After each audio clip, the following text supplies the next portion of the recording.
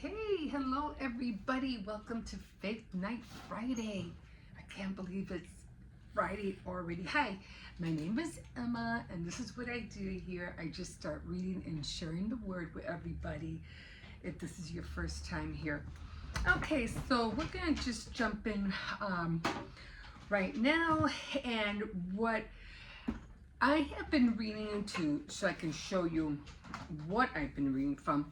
It's this book right here. And although I really don't go by this book, I mean, I do go by it, but you're supposed to finish this book within 52 weeks, although I got a feeling it's going to take me another year. But anyway, that's what I'm going off of. And right now, we are on 2 Samuel, and we are on the last page of this. And so after this, we are done, which is chapter 24. So we're done with this, and this. And then we're going to be jumping into Psalms. And then after Psalms, we'll be jumping into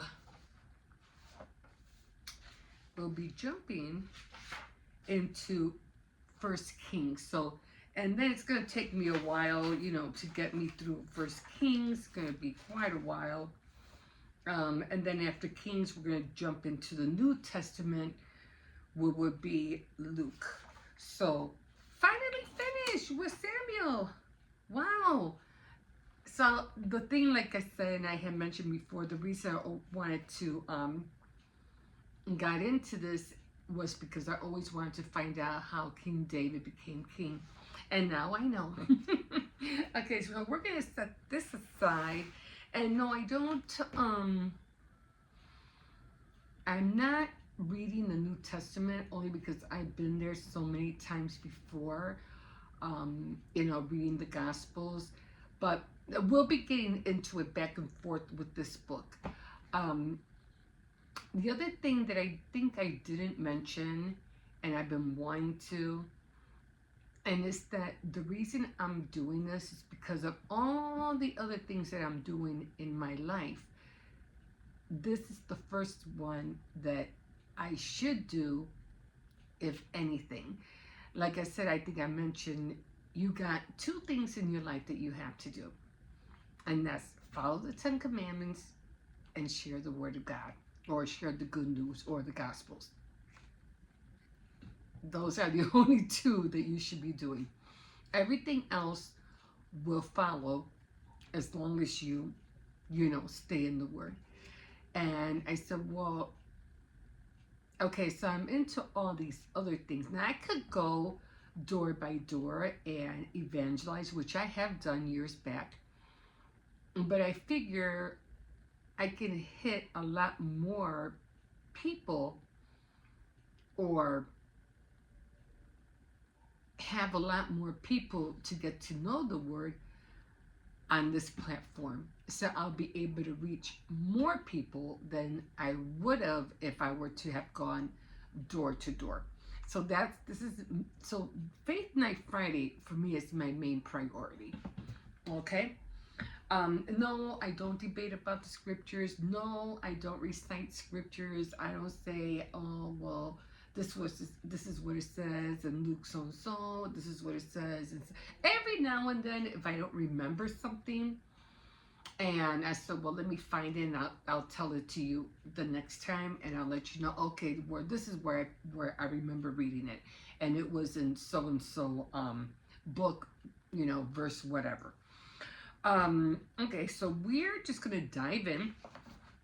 And I have said multiple times that now that we have the internet and, everything is so fast, you have no excuse to learn the Word of God now. Like, no excuse.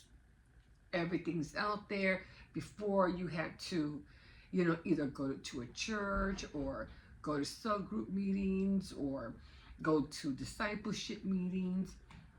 I mean, there's just so much online, and have your Strong's, Bible book. I think, what was that Strong's called? It was a book that you could find whatever scripture you wanted to find. I have two of them, and one was my husband's, and then I had my own. But it was called Strong's something. I can't picture, but it's right over there. But and now, if you want to find a verse that you haven't been able, it's like you know the verse, but you just don't know in what book it is and what So you just remember the one word from that verse, and you look in, you go online, look for, and it'll show you multiple verses, or show you the King James, or it'll show you in the new Living Translation, or what other ones are there? The what is the other one? N something. The New Living Translation, the NLT. There's another one, but I forgot what it's called. Anyway, again, I have them over there. Anyway, so let's jump into this, and we're just gonna finally finish this book. Okay, so again, we have already heard of what David went through, the sin he committed, and how God still forgave him, everything that he went through with Saul, and how he took the place of Saul, because Saul really wasn't really into being king. He was just kind of like playing king. And unfortunately, his best friend Jonathan died, and they were almost like twins. They were like bros. You know what I mean?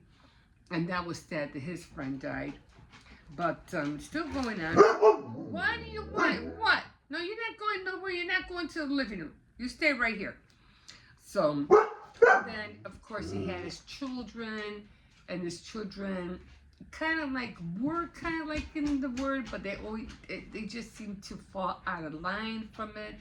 And some of his sons did some wrong, and some of his sons died, and it hurt him. But at the end of here, he's already getting old. He's God, even though he's done so many bad things, well, not so many bad things, but a few bad things, God still forgave him. He even wrote a song of how David sung victory about all that God had helped him with, regardless of what he did. And he was very thankful and grateful, for that. But he's at the end of his, last leg, and he's just, and I don't know whether we're going to hear more about King David in Kings. I'm not really sure. No, I think in Kings it's going to reveal his death. But he did so much, and because of King David, that's how we get Jesus. So it's all working up to how, the lineage, the ancestry of how Jesus came from who, you know what I mean? Okay, so let's just jump into it. So David takes a census, which for some reason, I think that's what census came about. I think it was just something that was done that shouldn't have been done. Because I think they did it. I don't know where they did it. Was it in Kings? Was it in Deuteronomy? But I know later on they were taking census, and all of a sudden that became a thing, taking census all the time. But anyway, that's a topic for another time. Okay, so let's just dive in. On another occasion, the Lord was angry with Israel. It just seems like the Lord is always angry with Israel, and it hasn't stopped yet. And he made David bring trouble on them. The Lord said to them, "Go and count the people of Israel and Judah." So David gave orders to Joab, the commander of his army. "Go with your officers through all the tribes of Israel, from one end of the country to the other, and count the people. I want to know how many there are." But Joab answered the king, "Your Majesty, may the Lord your God make the people of Israel 100 times more numerous than they are now, and may you live to see him do it. But why does your majesty want to do this? But the king made Joab and his officers obey his order. They left his presence and went out to count the people of Israel. They crossed to the Jordan and camped south of Arroyah, the city of the middle of the valley. In the territory of Gad, from there they went north to Jazer and to Gilead and to Kadesh, the Hittite territory. Then they went to Dan, and from Dan they went to west to Sidon. Then they went south to the fortified city of Tyre, on to all the cities of the Hivites and the Canaanites, and finally to Beersheba in the southern part of Judah. So after 9 months and 27 days, they returned to Jerusalem, having traveled through the whole country. They reported to the king the total number of men capable of military service, 800,000 in Israel and 500,000 in Judah. But after David had taken the census, his conscience began to hurt. And he said to the Lord, I have committed a terrible sin in doing this. So I don't know why it was a sin. I don't understand it. But evidently he thought it was. Please forgive me, I have acted foolishly. The Lord said to Gad, David's prophet, go and tell David that I am giving him 3 choices. I will do whatever he chooses. The next morning, after David had gotten up, Gad went to him, told him what the Lord had said. More like, not God, but more like what an angel said to him. Now, I always got that confused sometimes because they would say Lord, but it wasn't Lord, it was an angel, and they would address angels as lords. So I'm always wondering about that. The next morning, after David had gotten up, Gad went to him and told him what the Lord had said, and asked, which is it to be? 3, because evidently it was a sin to count. And I remember the Lord being upset because counting the people or taking census, and again, I don't remember where I read that. Maybe it was later on, like, for some reason, it's like, why do you need to know how many people there are? Like, why? I know how many people there are. Why do you need to know? You know what I mean? So evidently he got himself in trouble, and Israel on top of that. So which is it to be? 3 years of famine in your land, or 3 months of running away from your enemies, or 3 days of talk about 3 years to 3 days. We say 3 years of famine, which is no, to your land, or 3 months of running away from the enemies, or 3 months of running away from your enemies, or 3 days of an epidemic in your land. I think he chose the 3 days.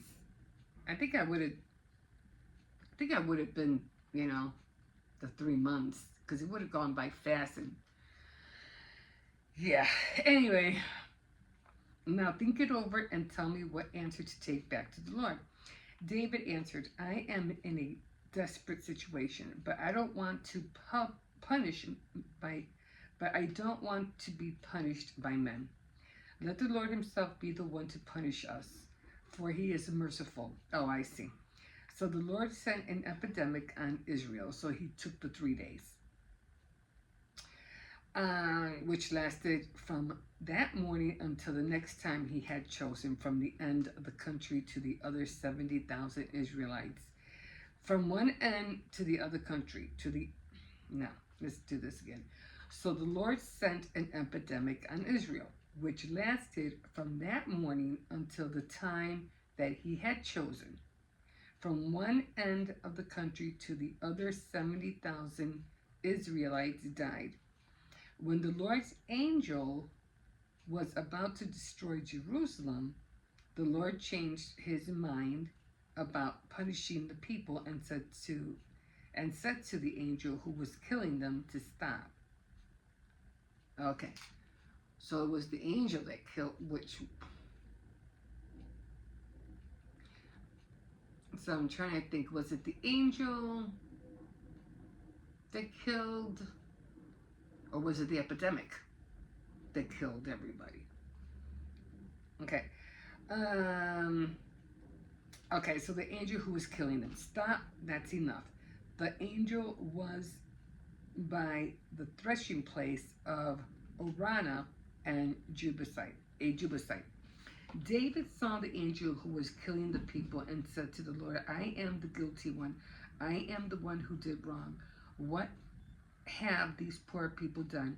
You should punish me and not my and you should punish me and my family. The same day, Gad went to David and said to him, go up to the Aruna's threshing place and build an altar to the Lord. David obeyed the Lord's command and went as Gad had told him to. Aruna looked down and saw the king and his officials coming up to him. He threw himself on the ground in front of David and asked, Your Majesty, why are you here? David answers, to buy your threshing place and build an altar for the Lord in order to stop the epidemic. Take it, Your Majesty, Aruna said, and offer to the Lord whatever you wish. Here are these oxen to burn as an offering on the altar. Here are their yokes and the threshing boards to use as fuel. Arunia gave it all to the king and said to him, May the Lord your God accept your offering. But the king answered, No, I will pay for it. I will not offer to the Lord my God sacrifices that have cost nothing. And he bought the threshing place and the oxen for 50 pieces of silver. Then he built an altar to the Lord and offered burnt offerings and fellowship offerings. The Lord answered his prayer, and the epidemic in Israel was stopped. Okay. So we are going to come here because I need to know a little bit of this chapter. So we are going to go to the Trustee Nelson's quick reference, and we are going to go to 2 Samuel.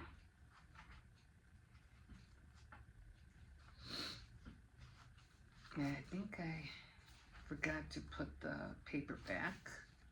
This is Job. Where's the... Okay, I think I was going to make another one. I should have been here. I don't know what I do with it. Okay, I'm going to have to write another one. This was the one from Job. I must have misplaced it. Or I said last week I was going to write one and I didn't. Okay, so we're at the end, the 24th of 2 Samuel. So, a stubborn heart. There are sins of the spirit as well as sins of the flesh. In his pride, David numbered the people. But I get it. So he was like trying to not, well, kind of like compete, like I have more people than you kind of thing. David numbered the people, but he did not connect the census with the redemption money and to seek to honor God. The Lord gave David 9 months to change his mind, just long enough for the pregnancy of sin to give birth to death. A smitten heart. David's sin was a sin of will, so God asked him to make some decisions. He confessed his sin, I have sinned greatly, and was forgiven, but he still had to suffer the consequence of sin.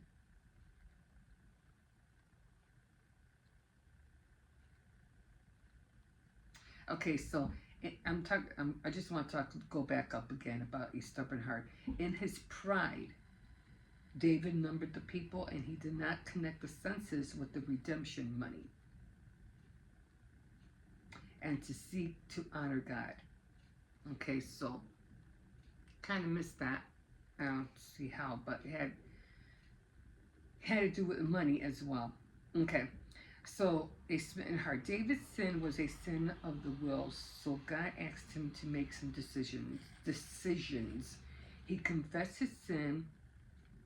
I have sinned greatly, and was forgiven, but he still had to suffer the consequences of sin. Um, a suffering heart. David had a shepherd's heart and longed to deliver his people. It is more difficult to watch those you love suffering than to endure it yourself. Did we already hit numbers? Did we do them? Oh yeah, yeah. Okay. Well, not numbers here. I'm just, I don't remember touching numbers in here. Did we? I don't remember. We could have Exodus. Yeah, I think we did Exodus, Genesis. I don't see numbers in here. Maybe we'll get to it.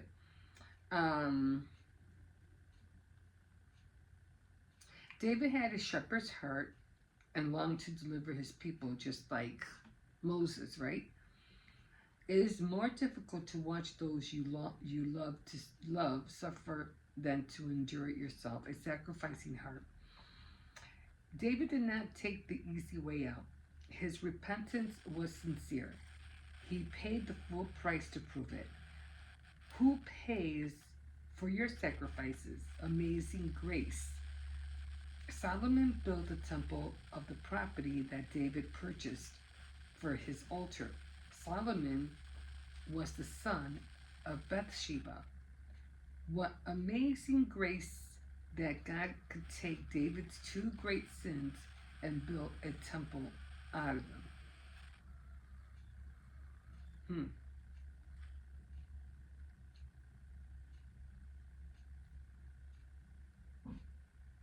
Okay, so I might have to look into this one again, because, okay. But hey, we're done. We're finished. But I still want to look into more of that, about who pays for your sacrifice, the amazing grace. Solomon built a temple on the property that David purchased for his altar. Solomon was the son of Bathsheba. What amazing grace that God took David's two great sins and built a temple out of them.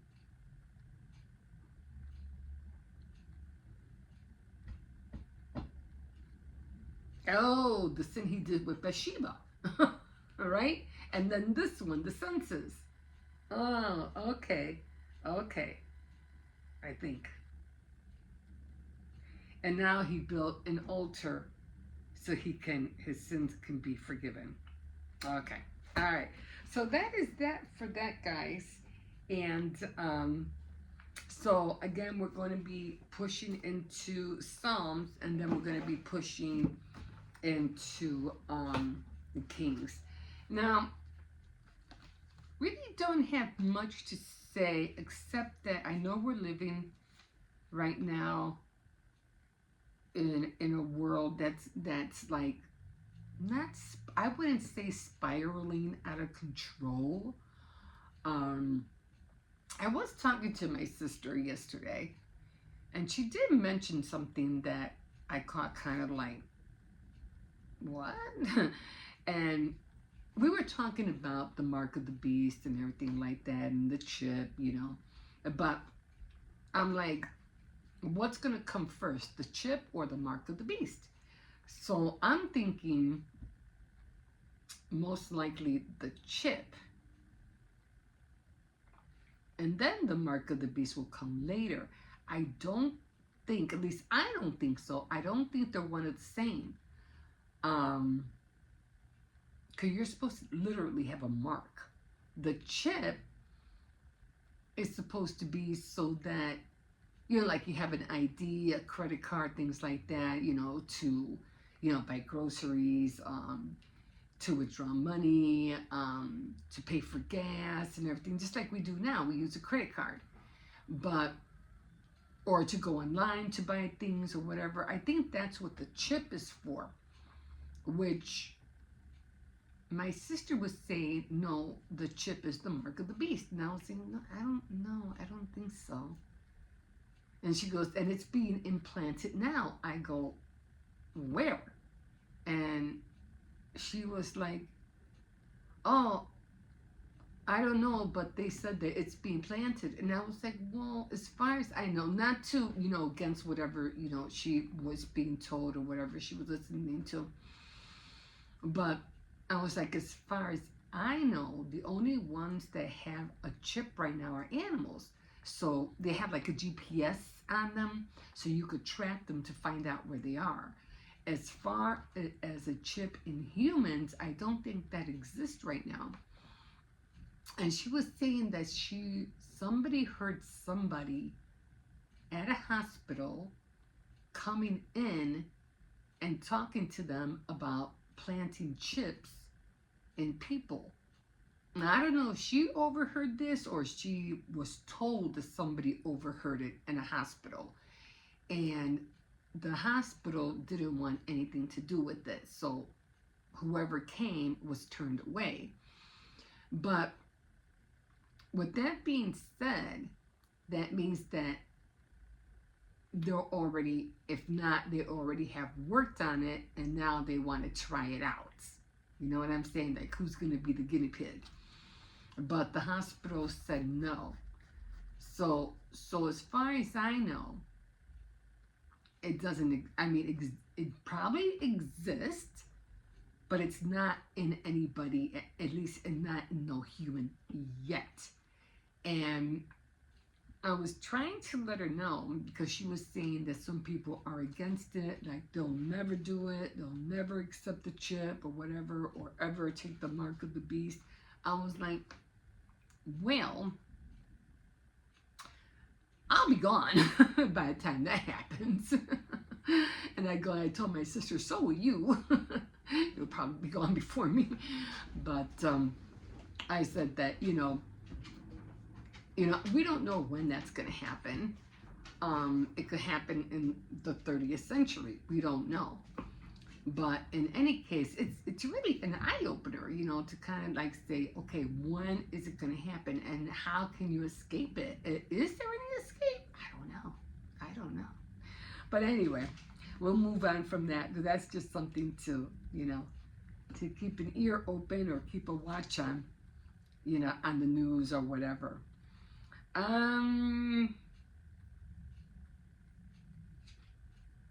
Oh, has anybody given a candy bar to anybody yet? Remember I told you guys that? For your homework, you're going to buy a candy bar and you're going to give it to somebody. It's like a learning experience to learn how to give. If you want something, it's almost like sowing a seed. So if you want to see something come back to you, do something. Give a candy bar to somebody. Don't eat it. It's not yours. It's just a way to sow a seed. So sow a seed and give somebody a candy bar and see what happens. And so that's your homework. If you haven't done it, get on it. Let's see. What else? I think I said that already. Okay. What else is there? I think that's it, guys.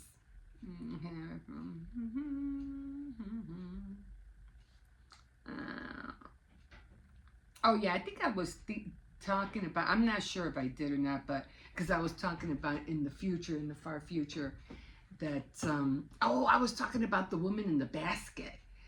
And my sister said, oh, the woman in the basket is, she's supposed to be bringing sin to the world. And I said, okay. But I see the basket as a vehicle, like a spaceship of some sort. That's what I see it as, like a flying vehicle. So I was like, I get it that she's not good. I get that. But I also see it as a super like a super spaceship that she's going to be flying down in this basket of or maybe it's shaped like a basket. I don't know. But she said, "Oh yeah, that's in Revelation." She goes, and she said she's supposed to be bringing sin down to the earth. And I was like, "Aren't we in sin already? Like, aren't we there already?" I think she's supposed to be more sin to the earth. And I was like, okay, so that's another thing too that I have to look into. Oh no, there was one other one, and I was like, sometimes we tend to, like we follow this world a lot, and we follow everything that's in this world. But just like people, how can I put this? Well, as far as I remember, when I was reading back in the day, I remember, well, so I read, that when your time is done and everybody, the saints are all caught up in the air and we're all living in, with the Lord in the kingdom, or when you're up there, that not only you're going to have your own mansion whenever, because God says He has a house built for you, but you're going to be in charge of something. You're going to be either in charge of a planet, in charge of a galaxy, in charge of something, and you're going to be responsible for that. And I'm like, that's just so sad how we will be able to be in charge of something so vast up there, and we can't even be trusted to be in charge of our own lives down here. I'm like, holy cow. but dealing with the world, like, we can live, we don't really have to live, we are in this world, we got that, we get this. But we don't, just because we live in this world doesn't mean we have to abide by this world. And it tells us that in 2 Corinthians or 1 Corinthians, live in this world, but not by the world, but by the renewing of your mind. So we have the capability to live in our own world, outside from living in this world. Like Jesus said, give Caesar's what's Caesar's and give God what's God's. Again, we have the ability and the capability of building our own world within us. It's almost like, how with games and stuff, you go to these different worlds and you make up, what are they called? Little people who are supposed to be like you, and then you play in this world like Minecraft. But this is like a real life kind of thing. You can build your own world in your own body and mind here while you're still on earth, and you can make it a reality. It doesn't have to be a dream. And I'm like, oh, it's almost like, making your dreams come true, or working to make your dreams come true. But in this case, it will be true. It will be, into being. And you're going to live a happy and hearty and wonderful life, because you're not living like the world that's outside your world, that's in your head, in your spirit, in your mind. You know what I'm saying? It's separate. So I'm like, I never thought about it that way. And that is really cool. And we just tend to live and do what this world says because that's what the world says to do. But we don't have to abide by it. I mean, of course, there's some things, of course, we have to live, we eat, we have to work, and all that stuff. But we can live separate from that. And I can't wait to dive more into that.